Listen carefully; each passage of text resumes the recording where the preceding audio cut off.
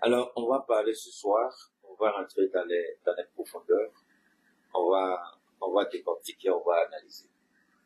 Et je suis une fois de plus un peu surpris. Hein, ça c'est une petite interrogation. De voir que les gens sont encore dans cette affaire de Gbagbo Laurent Charles-Blé-Goudé. Je suis surpris. Et les gens ne comprennent pas que ce narratif-là n'aide pas le peuple ivoirien. Les gens ne comprennent pas que ce narratif-là ne fait pas évoluer le combat en Côte d'Ivoire. Je ne sais pas, je m'en excuse.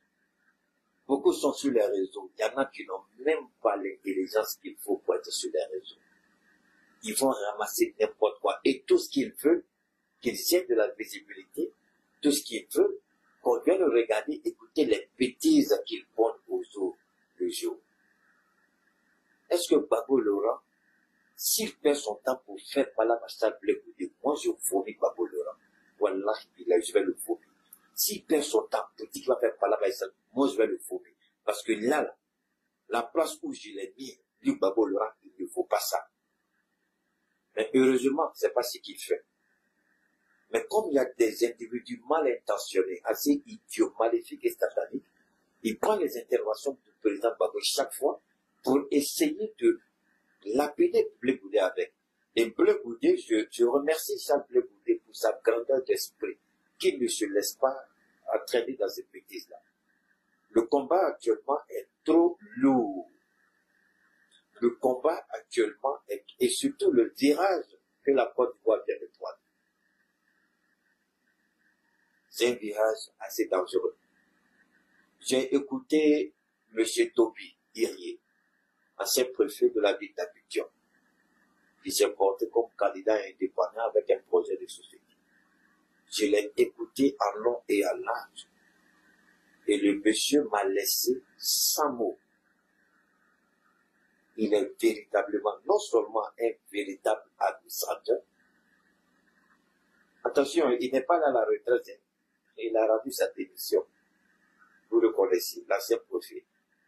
Parce que sa vision politique ne cadrait plus avec la volonté politique de ceux qui sont au pouvoir aujourd'hui en Côte d'Ivoire. Je répète. Sa vision politique, lui, ne cadrait plus avec l'orientation politique que veut lui imposer le RHDP. Il a préféré démissionner. Je parle de l'ancien préfet de la ville d'Abidjan, qui m'a montré une grandeur politique. Alors je me suis dit, il y a encore des hommes et des femmes en Côte d'Ivoire qui ont la tête sur les épaules. Mais allez écouter ce monsieur et puis allez écouter vos plaisanteries sur les réseaux là, en Côte d'Ivoire. Gbagbo a regardé ça, écouté. Il y en a de ces petits maudits. Je dis, mais ils sont tellement maudits. Ces gens-là qui nourrissent ces gens de narratifs sur les réseaux, cherchez à connaître un peu leur parcours scolaire. Vous allez vous rendre compte que c'est des gens qui, à l'école, étaient les plus idiots. Des gens qui étaient nuls en classe. Parce que votre nullité académique, ça vous suit toute votre vie. Gbagbo a dit quoi si Charles Blé-Goudé? Charles Blé-Goudé et Gbagbo Laurent, ils ont quoi? Gbagbo ne veut pas parler de lui, c'est le problème de Gbagbo. Gbagbo va lui parler, c'est le problème de Gbagbo. Moi, je dirais tout simplement que Gbagbo a fait de l'ingratitude. Je le dis, allez dire que moi j'ai dit ça. Gbagbo a fait l'ingratitude. Parce qu'on a vu Charles Blé-Goudé, la même manière qu'Alassane Ouattara a mal payé ce Robio là. Si Gbagbo Laurent veut rentrer dans les jeux là, des autres là, c'est que c'est de la même ingratitude qui paye Charles Blé-Goudé. Parce que Charles Blé-Goudé et Sorokio, ils ont fait le même combat pour les deux, séparément. Sorokio, aujourd'hui, ne peut pas rentrer en Côte d'Ivoire. Charles Blé-Goudé, heureusement, moi, pour le moment, je n'ai pas encore entendu Gbagbo parler. Mais les ratés, les pervers, les idiots, les maudits qui n'ont aucune intelligence et qui peuvent aider la Côte d'Ivoire, mais se dire, Gbagbo attaque Charles Blé-Goudé, ah non, ça c'est un sujet, les gens vont venir regarder. Les gens vont venir regarder. Et effectivement, il y a des gens qui vont regarder ici comme rien à faire dans la vie. Si Gbagbo perd son temps pour parler de Charles Blé-Goudé, il ne mérite pas, moi personnellement, il ne mérite même pas que les Ivoiriens l'écoutent. Il vaut mieux que ça. Il a dit hier, il a 80 ans. À 80 ans, Charles Blé Goudé peut être comme son fils, son petit-fils, à 80 ans. Il doit perdre son temps à parler de Charles Blé Goudé. Il a parlé de Charles Blé Goudé pourquoi? Donc son projet politique pour la Côte d'Ivoire, c'est Charles Blé Goudé. Les Ivoiriens qui soufflent là. Donc trop c'est trop là, c'est Charles Blé Goudé. Trop c'est trop égale Charles Blé Goudé. Mais vous êtes vraiment pathétique et idiot à la fois. Vous qui nourrissez, vous qui entretenez ce narratif idiot. Proposez quelque chose de bien aux Ivoiriens. Des gens sont sur le point d'être sacrifiés par le régime. Si vous n'avez pas d'idée, si vous n'avez pas l'esprit, si vous n'avez pas les arguments, fermez vos gueules sales qui puent la merde et laissez les Ivoiriens se concentrer sur leurs problèmes. Charles Blé Goudé, Bagolera, Charles Blé Goudé, Bagolera. C'est le sujet là en Côte d'Ivoire. Il y a des gens qui n'ont plus rien à dire. C'est Charles Blé Goudé, Bagolera, Charles Blé Goudé, Bagolera. Mais vous êtes pathétique. Vous êtes pitoyable. C'est pas vrai. Charles Blé Goudé, Bagolera, Bagba fait ça, Bagba fait ça, Bagba dit ça, Bagba fait ça. Ah bon? C'est ça votre problème? Donc, votre problème n'est pas Alassane Ouattara. Les terres escroquées de vos parents là, c'est pas ça votre problème. La spoliation de votre héritage foncier, c'est pas ça votre problème. C'est Blé Goudé qui est votre problème. Que Dieu ait pitié de vous. Que votre âme ne périsse pas en enfer. Parce que vous méritez de périr en enfer. Moment. Okay. Donc, je répète une dernière fois, il faut leur dire là-bas, là. Il n'a qu'à rester, faut pas mon coup de ils sont en train de faire si bien devant aux auteurs. Donc, en partant, tu leur dis qu'on va rester là-bas d'abord. Un moment, le temps que je finisse. Alors, c'était moi, mon point de vue. Si Gbagbo Laurent estime que lui n'a plus rien à faire avec ses 80 ans, que de susciter toujours la polémique, sa relation avec le Goudé, c'est que Gbagbo Laurent ne mérite même plus que les Ivoiriens l'écoutent. On le suit parce que c'est un homme de conviction. On le suit, c'est parce qu'il a quelque chose dans la tête. Mais malheureusement, vous avez des moutons qui ont raté le carrefour des Ado, et puis ils sont venus chez Gbagbo Laurent. C'est eux qui attaquent, c'est eux qui disent. Même hier, les propos du monsieur, parce qu'il a cité Titentia, parce qu'il a cité Sorokio, parce qu'il n'a pas dit nommément Charles Blé Goudé. Oh! Ils ont sauté là-dessus. Ils ont commencé à... J'ai dit, mais c'est pas vrai. Mais Charles Blé Goudé ne perd pas son temps pour dire le nom de Gbagbo Laurent. C'est ce qui fait la grandeur de Charles Blé Goudé. Simone Gbagbo ne perd pas son temps. Quand il a l'opportunité, elle dit le nom de Gbagbo Laurent. Quand Charles Blé Goudé a l'opportunité, il dit le nom de Gbagbo Laurent. Maintenant, si Gbagbo Laurent ne dit pas leur nom là, c'est son problème. C'est son problème. C'est lui qui a un problème. C'est pas Blé Goudé qui a un problème. C'est lui qui a un problème. C'est pas Simone Gbagbo qui a un problème. Et il continue comme ça. Ceux qui ont un esprit dans la tête, ceux qui sont sincères ou honnêtes, ils vont commencer à se poser la question, mais quel est le problème de Gbagbo? Les gens se battent pour lui, mais lui, il se tait. Ça veut dire que Gbagbo est rancunier. Et s'il est rancunier, il ira nulle part en politique. Et s'il est rancunier, Alassane Ouattara va le rôtir et puis le manger copieusement. Parce que la rancune ne vous amènera nulle part. Il veut, il peut pas, ou lui seul, il ne peut pas mener ce combat. Moi, je le dis bien. Il n'est pas à la hauteur, lui seul, il ne peut pas. C'est pourquoi, quand j'ai eu l'opportunité de parler avec certains responsables de la CAP, quand ça m'a soeur m'a dit qu'elle a Clémentia, je leur ai dit, dites à Charles Blé Goudé que moi, je dis, il n'a qu'à continuer son combat. Il le fait pour la Côte d'Ivoire. Il ne faut pas qu'il regarde à gauche, à droite. Moi, je ne suis pas de ceux qui disent, bon. Je parle avec ceux qui ont l'autorité politique. Je parle avec ceux qui, demain ou aujourd'hui, prennent des décisions. C'est pourquoi je dis, on est tous sur les réseaux, on n'est pas même chez eux.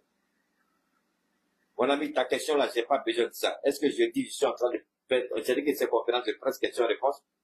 C'est ce que j'ai dit? Bon, je fasse ta question, je ne réponds pas. Voilà. Et j'ai pas dit ici que c'est question-réponse. J'ai dit que c'est question-réponse. Donc, je répète, je dis à ce responsable de la CAP avec qui j'ai parlé, de dire à Blé Goudé que moi je dis, il n'a qu'à continuer son combat. faut pas qu'il perde son temps à écouter les idiots. Parce que tous ceux qui disent ces bêtises-là, ils sont pas en Côte d'Ivoire. On me dit, M. Keïta, toi, t'es trop fort. Il dit, mais est-ce qu'ils sont en Côte d'Ivoire? Ils disent non. Vous êtes en Côte d'Ivoire. Demain, quand vous allez sortir là, c'est vous qui serez casés. Peut-être même vous serez arrêtés. Au même titre que Charles Blé Goudé. Les idiots qui les suivent là, ils sont où? Je dis que Babo Laurent dise le nom de Charles Blé Goudé ou pas, c'est le problème de Babo Laurent. Je le dis, c'est son problème. Et ce que j'ai dit d'Alassane Ouattara, je vais le répéter par rapport à Babo Laurent. S'il ne fait pas de grandeur morale, je répète bien, de grandeur morale, de grandeur politique, s'il ne montre pas aux Ivoiriens qu'il a été une fois le père de la nation de ce pays-là, et qu'il fait d'une obsession maladive un problème entre lui, Charles Blé Goudé et Simone Babo, c'est lui, Babo Laurent, qui va perdre. Parce que quand tu dis aux gens, je ne suis pas voleur, je suis d'accord avec M. le Président, mais est-ce que tu es rancunier? Moi, je peux te poser la question, M. le Président. Est-ce que vous êtes rancunier? Vous n'êtes pas voleur, ça, je suis d'accord. Mais est-ce que vous êtes rancunier? Si vous n'êtes pas rancunier, quel problème vous avez avec Blé Goudé qui ne finit pas? Quel problème vous avez avec Simone Babo qui ne finit pas? Vous n'êtes pas voleur, je suis d'accord avec vous. Êtes-vous rancunier? Je suis sûr de pas vous poser cette question, M. le Président Laurent Gbagbo. Arrêtez ça, ça ne vous grandit pas. Arrêtez ça, vous faites le jeu du RHDP. Aujourd'hui, moi, mon combat, c'est de voir la CAP et le PPACI unifiés pour un même combat. C'est tout. C'est tout. Mon seul combat aujourd'hui, c'est de voir le PPACI uni à la CAP, c'est ça, à la CAP, pour mener le même combat. Aujourd'hui, je vous donne un exemple simple. Je prends le décor pour ce soir. On ne sera pas long. La guerre en Crimée. L'OTAN, il n'y avait qu'un seul grand au niveau de l'OTAN. Un seul. Les États-Unis. Avec l'arrivée de Donald Trump, les États-Unis ont commencé à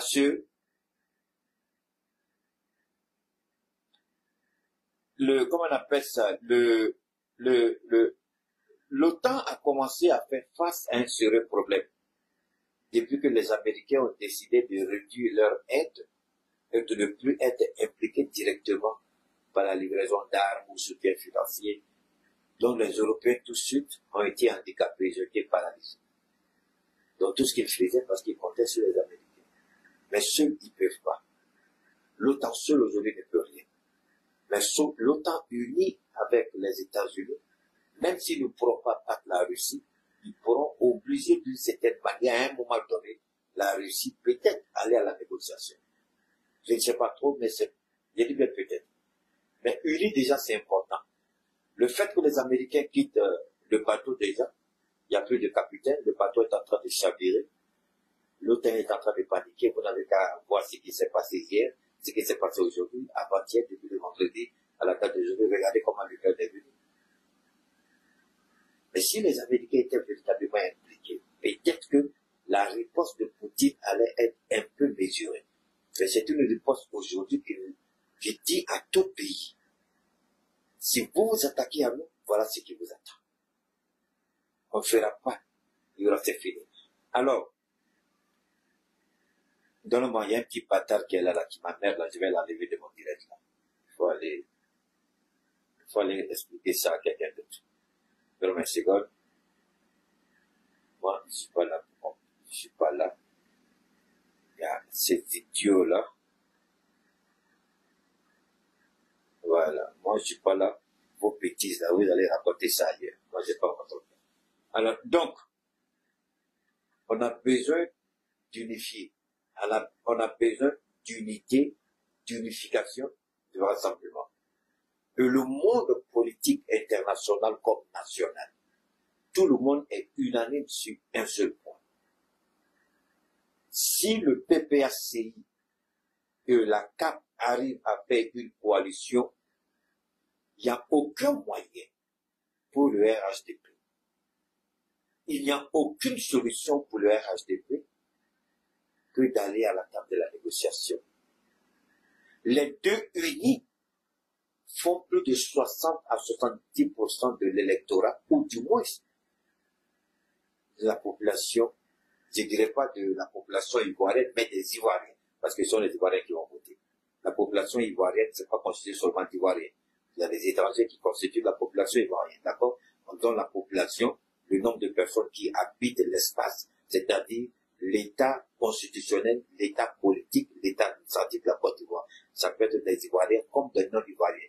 C'est cette chose-là, cette population-là, c'est ce qu'on donne, qui fait 20, 30 millions. D'accord? Maintenant, la question que je pose toujours, c'est pas une question, mais c'est une remarque, que n'importe quel observateur, et d'ailleurs tout le monde le dit aujourd'hui, vous n'avez qu'à aller sur le forum de discussion à un haut niveau. Tout le monde dit, si jamais la CAP et le PPAC se mettent ensemble, c'est fini pour Ouattara. Donc, les petits combats de gauche à droite, c'est pourquoi même le porte-parole du PDC, je le dis et je ne le connais pas, mais il est en train de pécher par ignorance. J'aurai le temps encore de parler aux responsables du PDC en paix, parce que je suis en contact avec eux. Leur porte-parole, souvent les gens vous jugent vos capacités par rapport au diplôme que vous avez. C'est faux. C'est absolument faux. C'est absolument faux. Soumaïla est en train de pécher souvent. Il pêche pas, je ne dirais pas par ignorance, sinon je vais l'insulter, mais par excès de zèle. Il croit que le PDCI a un potentiel humain capable de faire bouger les lignes. Mais dites à Soumaïla que moi je dis, il ne faut pas envoyer les enfants des gens à l'abattoir. Il n'a pas, il ne peut pas. En 2020, c'est ce que je leur ai dit. Je dis, vous n'êtes pas prêts encore. Ne dites pas aux Ivoiriens de sortir. Ne dites pas aux Ivoiriens de faire ça. Vous n'êtes pas prêts. On va les tuer pour rien et Ouattara va passer. En 2020, je l'ai dit, je n'ai pas été écouté. Vous avez vu le jeune Toussaint a coupé sa tête pour faire parler de football et Ouattara est passé en force avec Kagame. Je l'ai dit. Je le répète aujourd'hui encore. Le PDC-RDA n'a pas les moyens aujourd'hui d'obliger Ouattara à la discussion. Le PDC n'a pas les moyens aujourd'hui d'obliger Ouattara à remettre le nom de Tidiane nationaliste. Le PDC n'a pas les moyens. Le PPAC n'a pas les moyens d'obliger Ouattara à mettre le nom de Laurent Gbagbo sur la liste. Les deux prix, individuellement, n'ont aucun moyen pour obliger Ouattara à le faire. Je vais développer ça avec vous. Et comment Tidiane Thiam peut entrer en Côte d'Ivoire triomphalement? Il y a un seul plan, il n'y a pas deux, il n'y a pas trois. Merci, quelqu'un vient de me faire tout à l'heure, quelqu'un vient de m'envoyer de l'argent, merci beaucoup pour l'argent que vous avez envoyé, ça fait beaucoup, merci infiniment. Donc tu peux continuer, je sais même pas comment casser l'autre là, j'attends. Alors, je vais terminer en disant ceci, pour qu'on se retrouve rapidement ce soir. On va commencer le direct aujourd'hui un peu tôt, hein, contrairement aux autres fois, on va commencer un peu tôt, parce qu'on a beaucoup de choses à dire. Pourquoi le PDCI ne peut pas? Le PDCI n'a pas les moyens politiques ni humains à le faire. Ils ne pourront pas. Le PPAC n'a pas. Contester, je m'en fous. Insultez-moi, je m'en fous. Gbagbo Laurent n'est pas. Il est minoritaire, pris à part du seul. Il peut rien. Soumaïla, il se blague, il peut rien. Le PDC peut rien. Tant que vous ne comprendrez pas que c'est uni que vous pourrez battre Ouattara, vous allez séparément, Ouattara va vous briser tous un à un, et puis va faire encore son passage en force. Si vous n'avez pas le courage, l'humilité, de mettre vos égos de côté, pour travailler dans l'intérêt de la Côte d'Ivoire, arrêtez de demander aux enfants des gens d'aller se sacrifier. Arrêtez de demander aux enfants des gens de sortir, parce que vous n'êtes pas, attendez, vous sortez, vous êtes combien? 200, 300. C'est ça qui va effrayer Ouattara? Même 1000, c'est ça qui va effrayer Ouattara? Ce qui peut effrayer Ouattara, c'est 500 000, 600 000, 700 000, 1 million. Mais le PDC ne peut pas mobiliser 1 million aujourd'hui. Le PPAC ne peut même pas faire 100 000 aujourd'hui. Arrêtons de se blaguer. Travaillez ensemble dans l'unité pour atteindre le million et puis vous sortez. C'est là que Ouattara va savoir qu'il a en face de lui une véritable opposition. Mais arrêtez. Ça là. Ce soir, je vais venir et puis j'ai un plan pour que Tidiane Thiam rentre en Côte d'Ivoire. C'est le seul plan possible. Il n'y a pas d'autre plan. Le seul plan possible. Donc, Clemsia, pas vraiment ma vidéo à tous ceux que tu connais. Le seul plan pour que Titan Tiamara rentre en Côte d'Ivoire, je suis le seul pour le moment. S'il y a quelqu'un qui a ça, tant mieux. Mais pour moi, là, c'est infaillible. Je répète, pour moi, là, c'est infaillible. Ouattara même aura peur quand je vais sortir ça. Donc, je vous donne rendez-vous ce soir. Si vous manquez tout. Évidemment, on va reprendre les informations par rapport à notre partenaire, la PCS, la Banque commerciale du Sahel, pour le prêt de 50 millions. Et puis, on va reprendre aussi nos produits en force. Malgré que j'étais au repos, vous n'avez pas cessé de renouveler votre confiance. Alors, il y a un autre système que je viens d'ajouter à la vente de mes produits. Ce sera pas, tout le monde ne va pas bénéficier. Ceux qui seront choisis, c'est eux qui vont bénéficier. Il y aura un accompagnement personnel d'une certaine manière qui fera la différence avec les autres, qui fera la différence et les résultats, vous allez les sentir. J'ai déjà commencé avec une amie déjà en France. Je pense que les résultats seront positifs. Alors donc à ce soir, Inch'Allah, on va développer quel est le plan pour Petit Djabara en Côte d'Ivoire. Pourquoi le PDC, le PPRC précipité séparément ne pourront rien faire? Parce que jusque-là, vous n'entendez que PPRC et PDC, vous n'entendez pas le GPS, mais pourtant le GPS est dedans aussi. D'accord? Merci infiniment pour tous ceux qui ont passé cette belle fête, tous les musulmans, bonne fête de Tabaski. Que Dieu agrée nos prières, nos bénédictions, que nos défunts reposent en paix, que Dieu pourvoie toujours pour ces enfants que nous sommes, qu'il nous accompagne et qu'il nous préserve, qu'il nous accorde la longévité, la santé, la prospérité, la richesse et le bonheur dans tout ce que nous allons entreprendre.